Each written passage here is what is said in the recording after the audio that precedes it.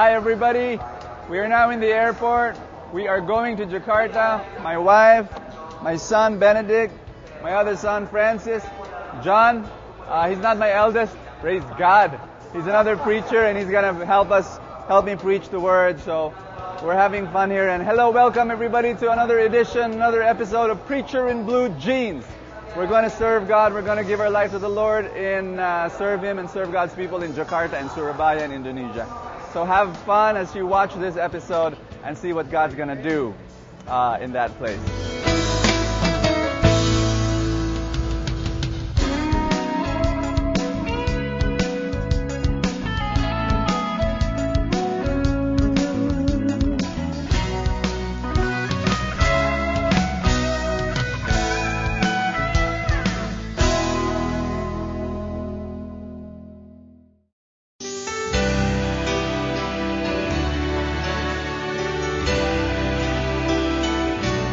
November 13, Monday. I'm now in Singapore Airport, and I'd like to read the Word of God to you. Let's pray together. Father God, come and speak to us, transform and change us to become more like Jesus. Amen.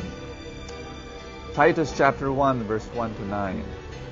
Paul, a slave of God and an apostle of Jesus Christ, for the sake of the faith of God's chosen ones and the recognition of religious truth, in the hope of eternal life that God, who does not lie, promised before time began, who indeed at the proper time revealed His word in the proclamation with which I was entrusted by the command of God our Savior. To Titus, my true child in our common faith, grace and peace from God the Father and Christ Jesus our Savior. For this reason I left you in Crete, so that you might set right what remains to be done, and appoint presbyters in every town, as I directed you, on condition that a man be blameless, married only once, with believing children, who are not accused of licentiousness or rebelliousness.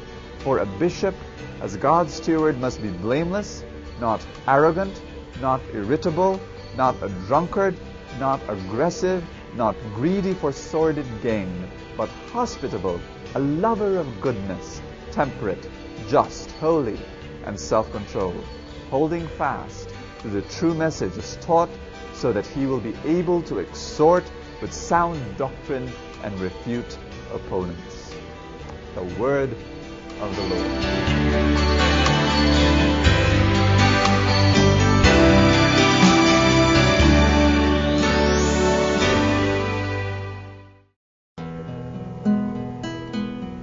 And our gospel comes from the Gospel of Luke, chapter 17, verse 1 to 6. He said to his disciples, "Things that cause sin will inevitably occur, but woe to the person through whom they occur. It would be better for him if a millstone were put around his neck and he be thrown into the sea, than for him to cause one of these little ones to sin. Be on your guard. If your brother sins, rebuke him. And if he repents, forgive him. And if he wrongs you 7 times in one day and returns to you 7 times saying, 'I am sorry,' you should forgive him." And the apostle said to the Lord, "Increase our faith." The Lord replied, "If you have faith the size of a mustard seed, you would say to this mulberry tree, 'Be uprooted and be planted in the sea,' and it would obey you." The gospel of the Lord Jesus Christ.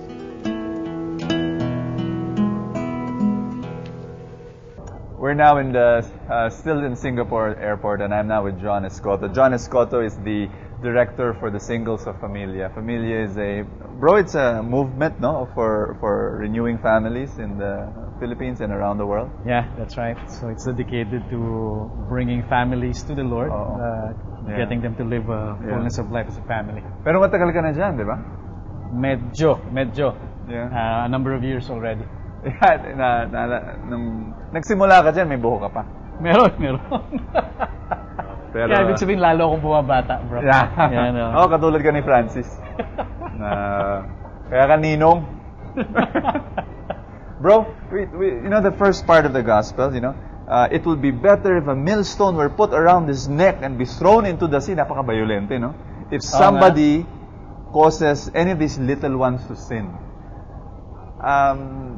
I don't know about you, pero when I read that verse, parang nakakatakot. Biruin mo, if you cause any of these little ones to sin, mabuting patay ka na.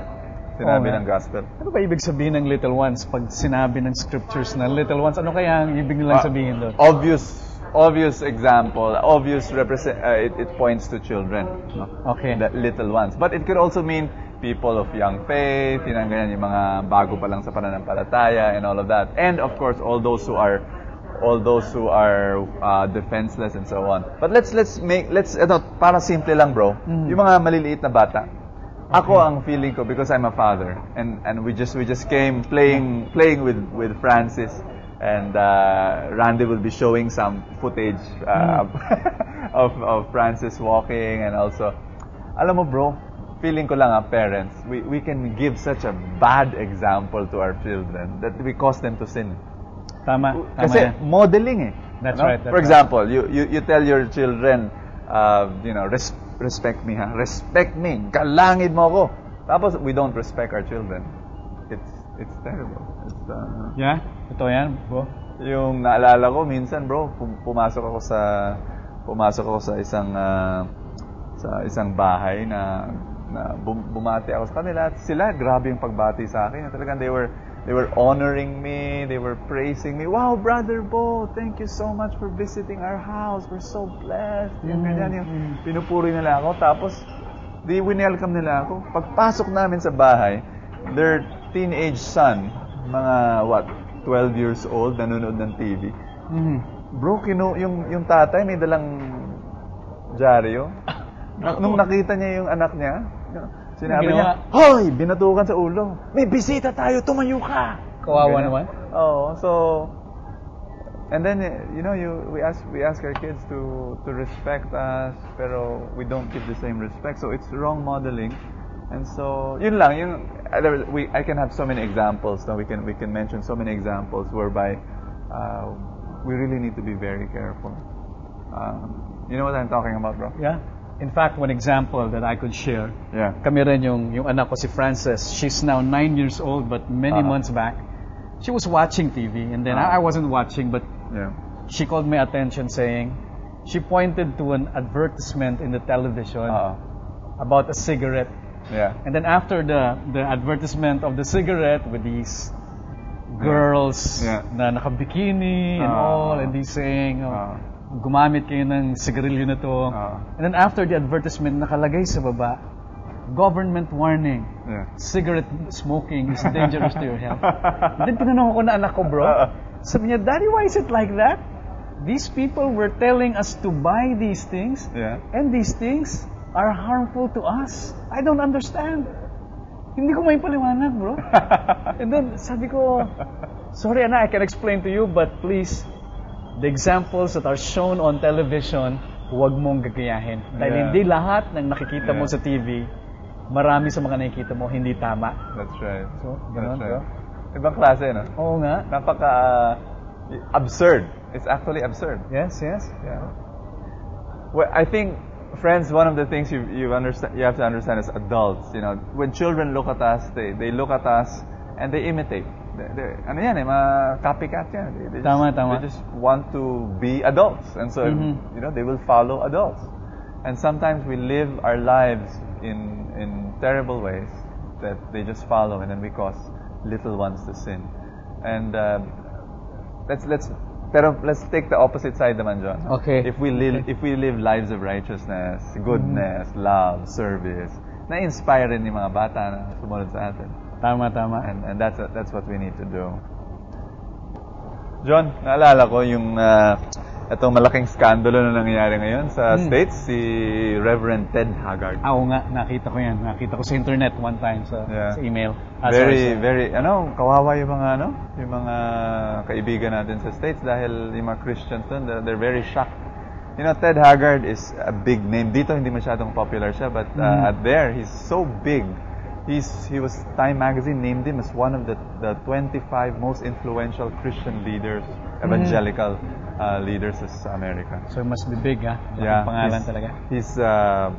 He's the president of the National Evangelical something association. Oh. And that association has 35,000 churches. Whoa. With 30 million evangelicals. Woo.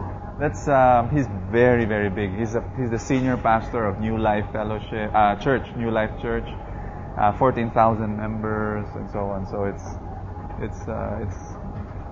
kaya yung skandalo it's very big. What happened to him, bro? What's the story there was about? this guy. His name is Mike Jones. He starts saying that for 3 years already, every month, this guy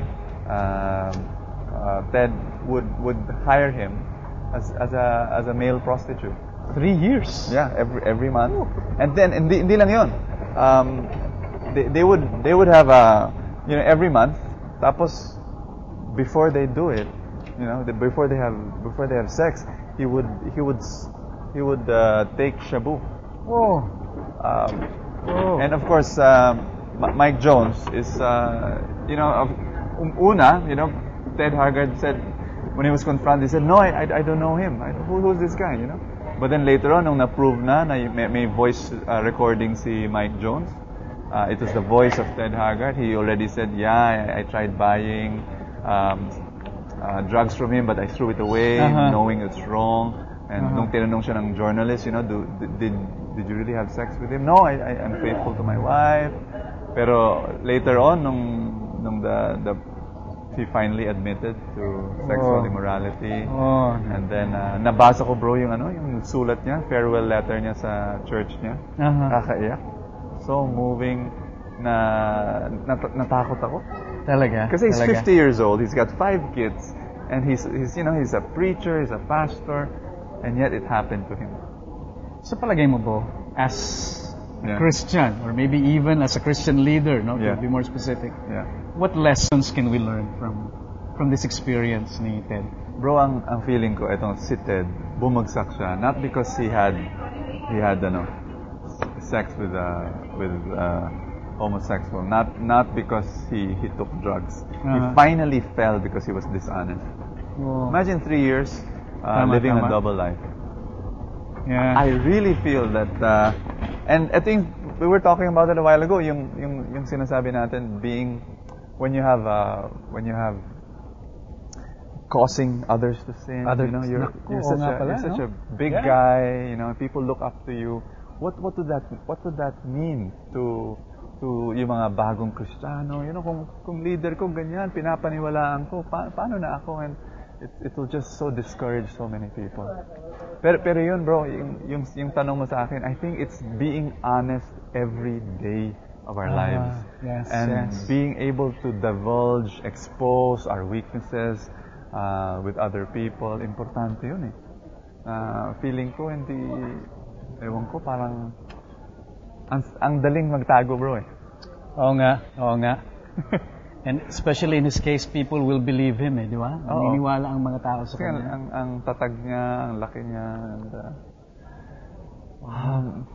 alam mo naman, bro, yung book, my book, your past does not define your future. I wrote that book. I shared about I had a sexual addiction, and I was addicted to pornography and to sexual fantasies. And to this day, after many years, I still am tempted to go back to those addictions. Yeah. And I share to people na I am who I am now because I try my best. Alam mo, bro, meron akong spiritual director. Si Father Steve. We meet every other month. Pero bro, pag busy ako, guess what activity is easiest to postpone? Yun, di ba? Tapos meron tayong grupo. We have a small group with the Kerygma preachers, and that's twice a month, no? Tama. And we meet together. Pero ang daling bro. It's so tempting just to attend the meeting. How are you? Fine. Everything's okay. Or bro, kwentuhan natin tungkol sa ministry. Successful naman. It's so tempting not to talk about the inconsistencies of my personal life, which I should. And ang realization ko, bro, there's no difference between me and Ted Haggard. No, I'm not homosexually oriented. No, I'm not taking drugs. I've been faithful to my wife. But we're similar because I like to cover up. I'm tempted always to hide and be dishonest. Yes, yes. And ang sabi ko nga, between Ted and myself, feeling ko lang, bro, yung to fall in that way, I'm just hanging by a thread. Mm-hmm. It's the thread of honesty. It's the moment I become dishonest, I fall. Yeah. And the moment I wake up in the morning and I cannot become honest, because, I face the mirror and I say, I cannot say pala, I'm an honest person. If I cannot say that one morning, the thread has snapped. Yes. And naalala ko yung isa sa mga kwento mo, bro. Nabasa ko sa mga isa sinulat mo. Una, ang naalala ko dyan, you were relating the story about meron kang pinipinturahan. Yeah. Tapos kapag nagkamali ka sa pagpintura mo, you always make sure na meron kang dalang wet rag. That's right.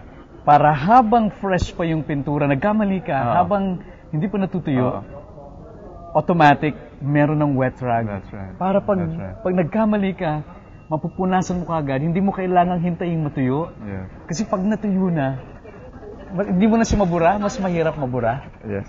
And the beauty of being honest is that humans as we are, you're right, sabi mo, the very thing that made Ted Haggard do it is very much alive in us. Yeah. And we're made of the same stuff. Oh, yeah. And the only difference probably that could make us prevent from getting into such a situation is if we're honest. Yeah. Kung meron tayong mga kaibigan na kapag ikwinento natin yan, sumabog yung pintura, meron silang dalang basahang-basa, tapos tulungan nila tayo, punasan nila yan. Kasi alam mo si Ted Haggard, hindi lang naman, tingin ko hindi lang naman siya isang beses nagkasala tapos yung nasira na lahat ng buhay niya. Unti-unti yan nagsinungaling siya ng konti, tumikim lang siya ng konti, tumingin lang siya ng konti, tapos nanganak, yung pintura kumalat, natuyo. Tapos wala siyang tumulong. Parang ang analogy na palagi natin ginagamit, yung sugat kapag na tinakpan mo, hindi mo in-expose sa light, lalong nabubulok. That's right. So that's what happened ng analogy na yan. Through the days. Tapos ito, sumobrang bulok na, hindi niya na makontain, nangamoy na. So, what could have been, ang natutunan ko dyan, yung kapag either may kumalat ng pintura, may kaibigan tayong pupunas kaagad, or expose natin sa liwanag para gumaling. Yung sugat. Ganda. I like that analogy. Friends, if you have a wound in your life and you're ashamed of showing it and you keep it, it will fester, it will become infected. I suggest that you show it to your friends. Show the wounds, the weaknesses, the imperfections of your life, and ask for help and ask for prayer and be accountable to some people. When sin is divulged, when sin is exposed, it loses its strength and then it starts to heal. Your wound starts to heal. God bless you. I think it's boarding time, so babalik na kami. But this is one of the most beautiful airports in the world, Singapore Airport. And have fun. Look around and check it out with us.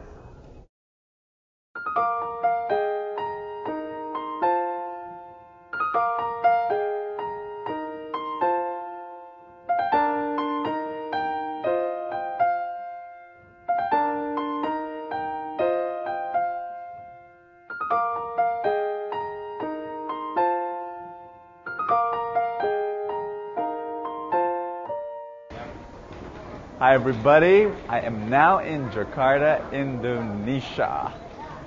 Oh gosh, what a long day. But it's good. We're safe, thank God.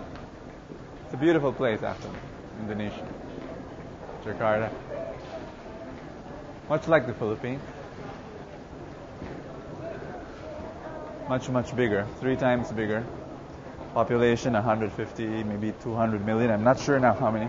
It's a huge country. I come here about once a year. Okay. See that line? Long line to the immigration.